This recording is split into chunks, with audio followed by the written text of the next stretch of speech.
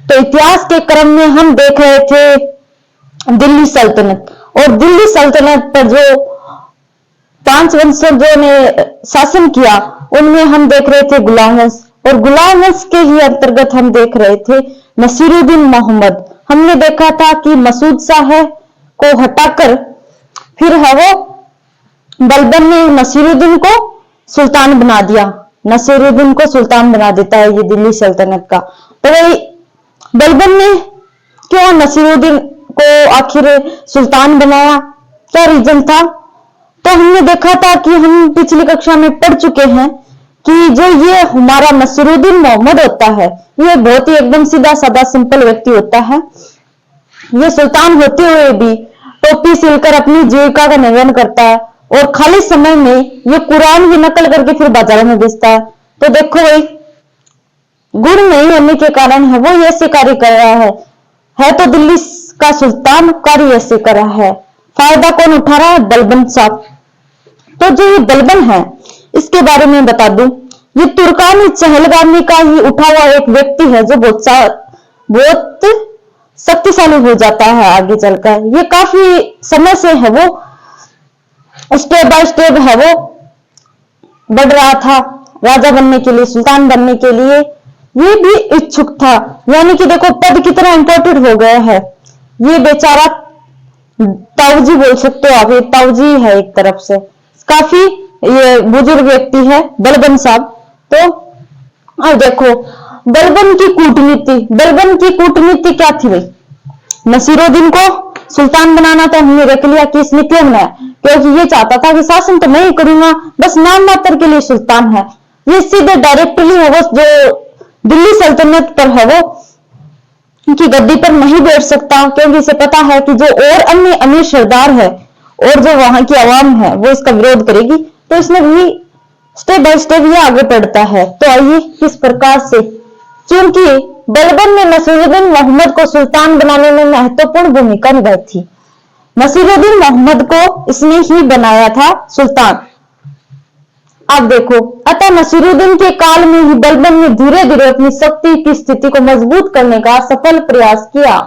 तो वही ये धीरे धीरे है वो नसीरुद्दीन मोहम्मद के काल से ही अपनी जो सत्ता है, जो शक्तिशाली बनने का है वो उसमें प्रयास करता है। धीरे धीरे है वो नसीरुद्दीन के काल से ही अपने आप को मजबूत बनाने का प्रयास कर रहा था। बलबन ने अपनी जो पुत्री थी उसका विवाह है वो नसीरुद्दीन से करवा दिया। तो भाई देखो, बलबन ने अपनी पुत्री का विवाह नसीरुद्दीन मोहम्मद से करवा दिया तथा स्वयं को उलूग खान नाम की उपाधि से सम्मानित करवा दिया। तो भाई देखो कितना कूटनीतिज्ञ व्यक्ति था ये। अपनी जो पुत्री थी उसका विवाह है वो सुल्तान से करवा दिया, फिर स्वयं को उलूग खान नाम की एक उपाधि से सम्मानित करवा लिया। काफी तेज तरार है वो व्यक्ति, तो यह व्यक्ति तो काफी तेज तराज है। इसके अलावा बलबन ने जो नायब मुमलिकात पद है जिसका सर्जन है हमने देखा था बहराम शाह के वक्त किया गया था, उस पद पर है वो स्वयं को नियुक्त कर दिया। तो जो नायब मुमलिकात जो पद था जो मुइजुद्दीन बहराम शाह के वक्त है वो सर्जन किया गया था, इसने इस पद पर है वो स्वयं को नियुक्त कर लिया, ये धारण कर लिया ये पद भी इसने।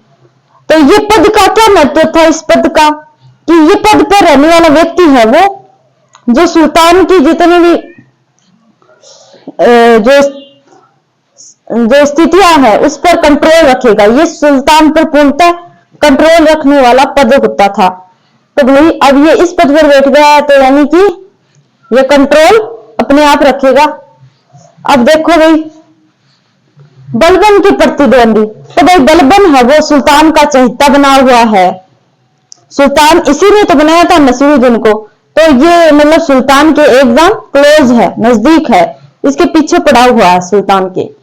तो जो और अन्य जो अमीर सरदार बच्चे हैं वो भी तो इसके प्रतिद्वंदी होंगे ना, वो भी तो इसकी चालाकियों से परिचित थे। कई लोग इसकी, बहुत सारे लोग हैं वो इसकी चालाकियों से परिचित थे कि बलबन बहुत ही तेज तरार व्यक्ति है, बहुत ही खतरनाक वाला है। अब देखो नसीरुद्दीन मोहम्मद के शासनकाल में भारतीय मुसलमानों का एक अलग दल बन गया।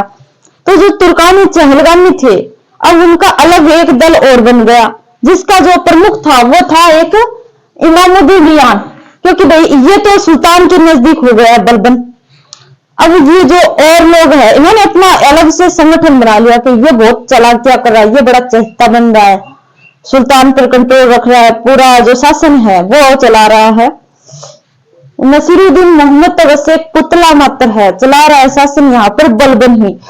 तो अब इनको जेलस होने लगी, जेलसी फील होने लगी। तो फिर जो इमामुद्दीन रियान है वो इसकी जो सारी चतुराइयों से है वो परिचित था बलबन की। अब देखो इसके अलावा एक और व्यक्ति है, इसके अलावा बलबन की शक्ति में वृद्धि को देखकर तुर्क ए चहलगामी का एक प्रमुख सरदार था जिसका नाम था किचलू खां ने बलबन के विरुद्ध षड्यंत्र करना शुरू कर दिया। अब एक व्यक्ति और है, एक तो इमामुद्दीन रियान का नाम ध्यान में रखना, एक है किचलू खां। ये इससे भी है वो बलबन पसंद नहीं था, ये भी चाहता था। सबके मन में देखो, छोटे से लेकर बड़े तक के मन में यही है कि मैं सुल्तान बनूं, मैं बनूं। तो अब ये जो किचलू खां है इसने भी बलबन के विरुद्ध षड्यंत्र करना है वो शुरू कर दिया। ये भी है वो भली भांति परिचित था बलबन से।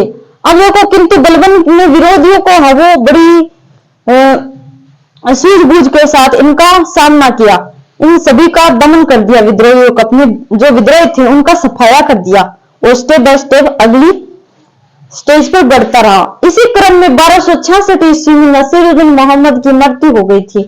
तो वही 1266 ईस्वी में नसीरुद्दीन की मृत्यु हो जाती है और नसीरुद्दीन की मृत्यु के बाद अब सोचे कि अगला सुल्तान कौन बनेगा, तो बनना तो चाहिए नसीरुद्दीन का बेटा, बट क्या हुआ इसके योग्य नहीं थे और बलबन बेचारा ऐसे बैठा इतने सालों से इंतजार कर रहा है।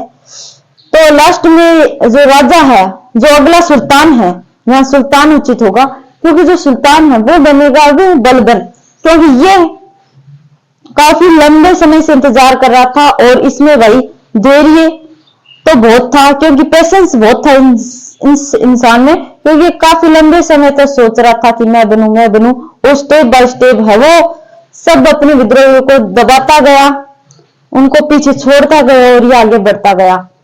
और जो नसीरुद्दीन मोहम्मद की मृत्यु के संदर्भ में दो मत प्रचलित है। इब्न तुता लिखते हैं कि इसकी जो मृत्यु है, इसकी मृत्यु नहीं थी, इसकी हत्या करवाई गई थी, वो भी बलबन के द्वारा। एक पाहिपा नाम का एक और इतिहासकार है, वो बोलता है कि इसकी मृत्यु है नसीरुद्दीन की, वो बीमारी के कारण हुई। तो अब सब अलग बोलते, कोई बोलता है, जो इब्न तुता बोलता है कि ये बलबन है, इसने इसकी हत्या करवा दी, और जो पाहिपा है वो बोलता है कि इसकी जो मृत्यु है वो नेचुरल मृत्यु थी। तो बट कोई भी रीजन हो, अब जो नेक्स्ट सुल्तान बनेगा वो बनेगा बलबन। तो बलबन के बारे में हम और देखेंगे नेक्स्ट वीडियो में। तब तक के लिए बाय बाय, जय हिंद।